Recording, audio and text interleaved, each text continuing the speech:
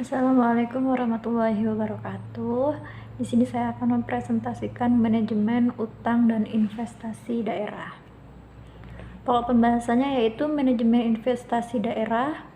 Manajemen investasi daerah merupakan proses perencanaan, pengorganisasian, pelaksanaan, dan pengawasan atas penggunaan dana daerah untuk menghasilkan keuntungan atau manfaat bagi masyarakat. Lalu ada prinsip manajemen investasi daerah. Prinsip manajemen investasi daerah meliputi yang pertama transparansi dan akuntabilitas, efisiensi dan efektivitas, kehati-hatian dan ketaatan pada peraturan, keuntungan dan manfaat bagi masyarakat. Pengertian manajemen utang daerah. Apa sih manajemen utang daerah itu? Manajemen utang daerah merupakan suatu proses penyusunan dan pengimplementasian strategi pengelolaan utang pemerintah daerah yang terkait dengan upaya memperoleh dana pinjaman pada tingkat resiko terkendali dan biaya terendah dan menggunakan pinjaman secara efisien dan efektif. Lalu jenis-jenis utang daerah. Yang pertama, memperbaiki struktur neraca, pembangunan prasarana publik, manfaat utang, memperbaiki struktur fiskal, meningkatkan pertumbuhan ekonomi, membiayai investasi, utang jangka panjang. Resiko utang. Utang yang terlalu besar dapat melemahkan struktur fiskal. Utang terlalu besar dapat melemahkan struktur fiskal. Ini dapat menyebabkan kesulitan dalam memenuhi kewajiban keuangan dan dapat menghambat pertumbuhan ekonomi. Kegagalan membayar utang termasuk sanksi keuangan, kerusakan reputasi, dan bahkan tindakan hukum. Kredit macet terjadi ketika pinjaman gagal memenuhi kewajiban pembayaran utang mereka. Ini dapat menyebabkan kerugian pemberi pinjaman dan dapat menghambat akses ke kredit di masa depan.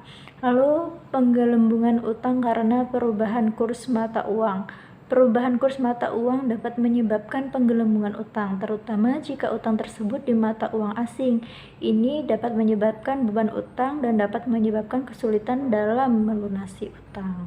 Prinsip manajemen utang. Yang pertama, prinsip efisiensi dan efektivitas. Prinsip kehati-hatian, diversifikasi, transparansi, dan akuntabilitas, bebas ikatan menjamin kesinambungan fiskal, mekanisme APBD menunjang pertumbuhan ekonomi. Sumber utang daerah, utang jangka panjang, utang dalam negeri, utang luar negeri, utang jangka pendek, pemerintahan pusat, pemerintah daerah lain, dan lembaga keuangan dalam negeri.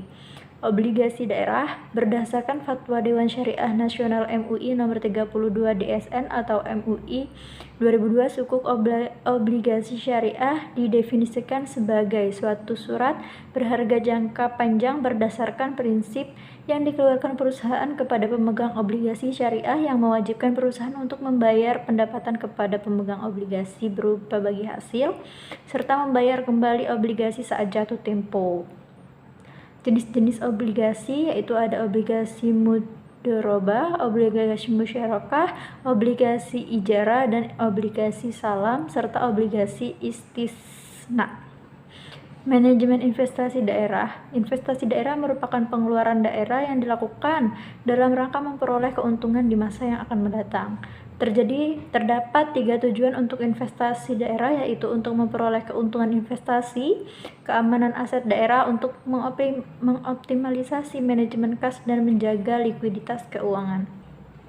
Pada dasarnya, investasi dasar daerah bersifat luas, meliputi investasi aset keuangan, meliputi deposito, saham, obligasi, sukuk, reksadana, dan surat berharga. Investasi non-aset atau keuangan, aset berwujud dalam bentuk tetap, yaitu tanah, bangunan, jalan, jembatan, infrastruktur, dan lain-lain. Aset tidak berwujud, yaitu sumber daya manusia, database, dan sistem informasi. Investasi aset keuangan. Investasi aset keuangan dapat dibedakan menjadi 2, yaitu berdasarkan jangka waktunya yang terdiri atas investasi jangka pendek, jangka panjang, berdasarkan sifat kepemilikannya, dan terdiri atas investasi permanen, investasi tidak permanen. Saya rasa cukup. Saya akhiri. Wassalamualaikum warahmatullahi wabarakatuh. Terima kasih.